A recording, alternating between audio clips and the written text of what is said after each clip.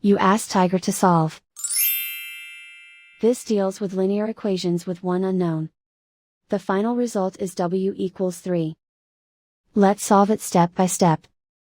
Swap sides. Group all constants on the right side of the equation. Subtract 23 from both sides. Group like terms. Simplify the arithmetic.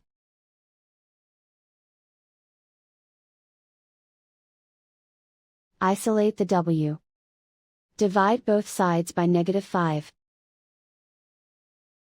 Cancel out the negatives. Simplify the fraction. Cancel out the negatives. Find the greatest common factor of the numerator and denominator. Factor out and cancel the greatest common factor. And so the final result is w equals 3.